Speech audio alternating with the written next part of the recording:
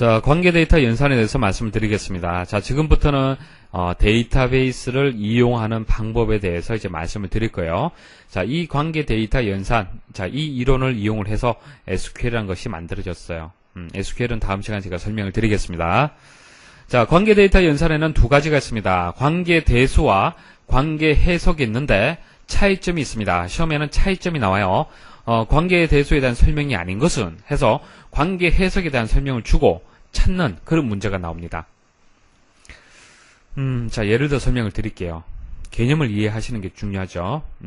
자, 데이터베이스가 있으면은 수많은 테이블들이 있죠. 자, 이것은 회원 테이블이다. 자, 이것은 수강 테이블이다. 자, 이거는 강좌 테이블이다. 자, 이렇게 테이블이 있으면은 자, 여기 데이터가 저장되어 있으면 여러분들이 그 데이터를 이용을 해야 되잖아요. 그죠? 자, 이용하기 위해서 여기서 이 테이블 간에 어떤 연산을 해서 결과를 만들어야 돼요. 맞습니까? 관계 대수는 여기서 어떻게 연산을 할 거냐, 이 절차 중심의 언어가 관계 대수예요.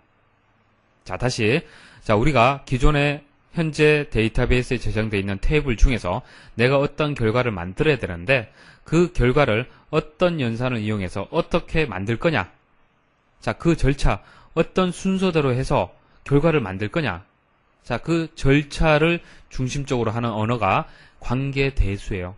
관계 대수. 자, 그럼 관계 해석은 뭐냐? 관계 해석은 자, 회원이 어떤 강좌를 어떻게 수강을 하고 있다라는 그 결과만 관심 있게 본다는 얘기입니다. 그 결과만 정의하면 돼요. 그래서 원하는 정보가 무엇이냐? 그래서 결과 중심이에요. 결과 중심. 그래서 비절차적인 언어.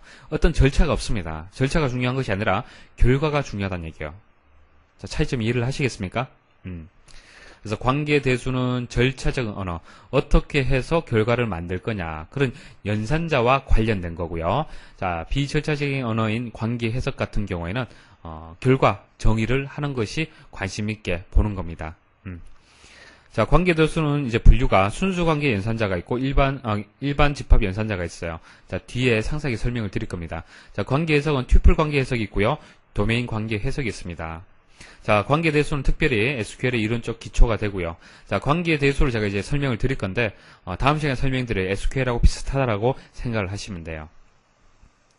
자, 기본적으로 관계 해석과 관계 대수는 관계 데이터베이스를 처리하는 기능과 능력 면에서 동등하다. 자, 중심적인 게 좀 다르죠. 절차를 중심하고 결과를 중심한다는 것은 다릅니다. 그렇지만은 결과적으로 기능과 능력 면에서는 동등하다. 자, 관계 해석으로 표현한 식은 관계 대수로 표현할 수 있다. 서로 표현 방법이 다를 뿐이지 결과는 동일하다는 얘기입니다. 자, 관계 대수의 종류 먼저 말씀을 드릴게요. 자, 순수 관계 연산자, select, project, join, division 이런 것들이 있고요. 일반 집합 연산자, 집합은 아시죠? 교집합, 합집합, 차집합, 그죠? 이런 것들이 있고, 카테시언 프로덕트는 이제 곱하기 생각하시면 되겠습니다. 자, 시험에는 관계 데이터 연산 중에서 자, 관계 대수가 있고 관계 해석이 있는데 관계 해석은 시험에 나올 수가 없어요. 왜냐하면은 어떤 과정을 중시하는 게 아니죠. 결과를 중시하는 거기 때문에 결과보다는 어떻게 할 거냐, 연산자를 어떻게 이용을 해서 결과를 만들 거냐라는 것을 시험에서 내기가 편하다는 얘기예요. 그래서 관계 대수를 좀 더 상세하게 제가 이제 말씀을 드릴 겁니다. 관계 해석은 지금 이제 표를 통해서 말씀드린 그 정도만 알고 계셔도 돼요. 자, 관계 대수 중에서 select 한번 보도록 하겠습니다. select. 자, 릴레이션에서 주어진 조건을 만족하는 튜플을 검색하는 것이다. 자, 기호는 그리스 문자로 이제 시그마 기호를 이용을 한다. 자, 예를 들어 설명을 드릴게요. 자, 수강생 테이블 있죠. 자, 수강생 테이블에서 자, 김길현이라는 사람의 튜플 정보를 알고 싶다. 자, 이런 경우가 있겠죠. 자, 데이터베이스 내에 수강생 테이블이 있는데 자, 김길현이라는 사람의 과목과 주소와 수강료, 이름 해서 자, 이 값을 알고 싶다는 얘기예요. 자, 그러면 어떤 연산을 해야 되느냐? 어떤 연산자를 써야 되느냐? select를 쓰면 된다는 얘기예요. select. 그때는 튜플이 검색이 되는 거예요. 튜플. 그래서 행이 되는 거죠. 그래서 수평적인 연산이다. 그렇게 얘기를 하고요. 형식은, 명령어 형식은 이렇습니다. 자, 시그마, 그 다음 조건, 그 다음 릴레이션 이름. 그래서 시그마 조건이 어떻게 됩니까? 이름이 김길현이다. 자, 이게 속성이죠. 자, 속성이 김길현일 때 그때의 수강생 테이블에서 그때의 튜플들, 자, 이것을 검색하라. 자, 쉽죠? 그렇게 어렵지 않죠? 자, 수강생 테이블에서 이름이 속성이 이름인 김길현, 그때의 값이 김길현인 그때의 튜플을 검색하라. 자, 이거 계속 제가 뭐 셀렉트라든지 뭐 프로젝트라든지 말씀드릴 건데 혼란을 느낄 수 있어요. 행인지 열인지 시험에 나오면은 혼란스러울 수가 있는데 암기하시는 방법 말씀을 드릴게요. 자, 셀렉트에서 S를 생각하십시오. S 요렇게 어떻습니까? 가로죠, 가로. 맞아요? 가로. 그래서 행 수평적인 연산이 되는 겁니다. 그리고 튜플이 되는 거예요. 그리고 기호, 시그마 이것도 나오거든요. 시그마의 C자를 생각하십시오. 발음이 S죠. 그렇게 해서 셀렉트는 시그마 그리고 행이다라는 것을 꼭 기억을 하십시오. 자, 프로젝트 말씀을 드릴게요. 릴레이션에서 주어진 조건을 만족하는 속성. 프로젝트는 속성이에요. 속성을 검색하는 겁니다. 자, 형식을 보도록 하겠습니다. 파이, 속성, 릴레이션 이름. 그래서 파이, 그 다음 이름, 그 다음 수강생 이렇게 하면은 수강생 테이블에서 이름 속성을 검색하라 이렇게 되는 거예요. 그래서 결과가 이렇게 되는 겁니다. 이것도 뭐 셀렉트하고 비슷하죠. 셀렉트는 이제 행이고 프로젝트는 이제 열이 되는 겁니다. 또 암기하는 방법 말씀을 드릴게요. P 생각하시면 돼요. 프로젝트의 P 열이 되죠.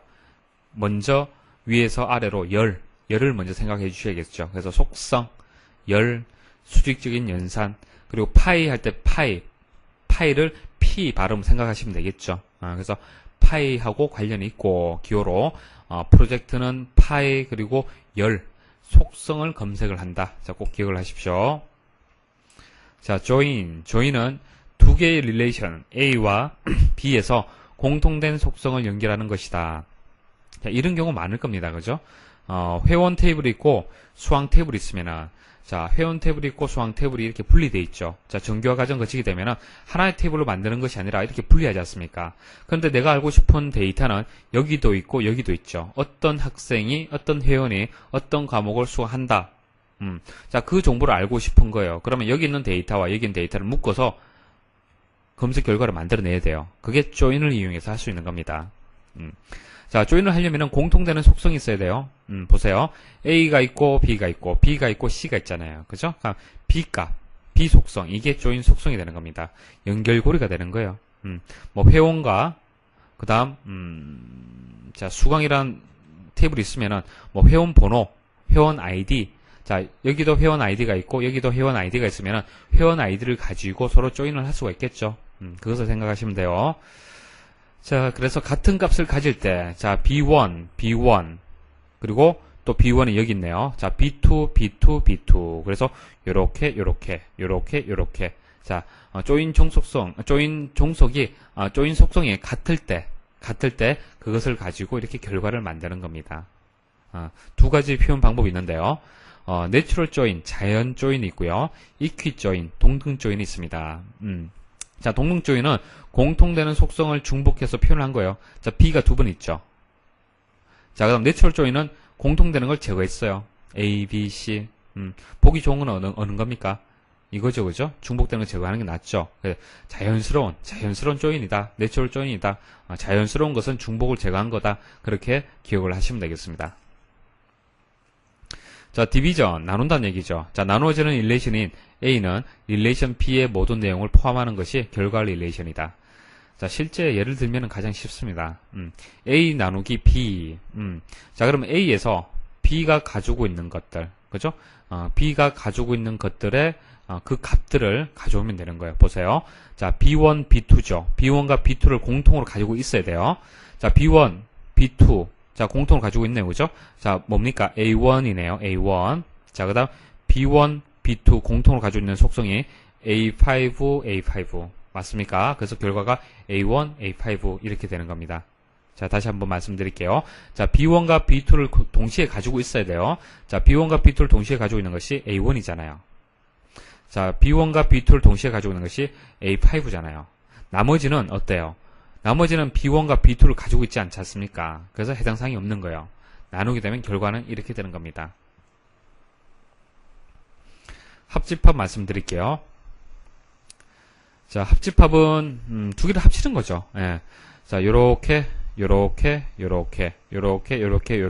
합치는데 중복되는 것은 제거하면 되겠죠. 그래서 여기 가져오고요. 그 다음 가져오고 자, A2, B3 자, A1, B1 A1, B1은 한번 찾았었죠. 자, A2, B1 이렇게 A2, B3 여기 있었고 A3, B3 이렇게 하면 되겠습니다. 자, 그래서 합집합은 우리 저 집합 그대로 생각하시면 됩니다. 이렇게 A하고 B 있으면은 1, 2, 3 그 다음 4, 5가 있으면은 결과는 어떻게 돼요? 1, 2, 3, 4, 5가 되죠. 중복은 한 번만 표시하는 거죠. 자, 교집합 공통되는 부분입니다. 자, 공통되는 부분 어디 있습니까? 요렇게 있네요. 그 다음 요렇게 그래서 결과 이렇게 되죠. 자, 그리고 하나 주의하셔야 될 것은 관계대소에서 합집합, 교집합, 차집합 자, 집합이라고 할 때는 이항 연산이기 때문에 자, 연산에 참가하는 두 개의 릴레이션 차수하고 도메인이 같아야 돼요. 차수하고 도메인 차수가 뭡니까? 속성의 개수죠. 보세요. 하나, 둘, 두 개죠. 그리고 도메인 A라면은 그 도메인 범위가 같아야 돼요. B라면 또 도메인 범위가 같아야 됩니다. 그래야만 연산을 합집합, 교집합, 차집합을 할 수 있다는 얘기예요. 자, 차집합 보도록 하겠습니다. 자, 빼란 얘기죠. 빼면 어떻게 되겠습니까? 자, A1, B1 있네요. 빠지고 A2, B3 빠지고 남는 건 이거네요. 그죠? 요렇게. 반대도 마찬가지입니다. 그렇게 하시면 되고 카테시언 프로덕트는 이제 튜플을 곱해서 결과를 만드는 거예요. 그래서 A1 요렇게 만들고 B2 요렇게 만드는 거예요. 그래서 결과가 A 릴레이션 튜플 수가 2개, B는 2개라면 결과는 항상 4가 됩니다. 왜? 곱하기 하기 때문에 2 곱하기 2 이게 시험에 나온 적이 있어요.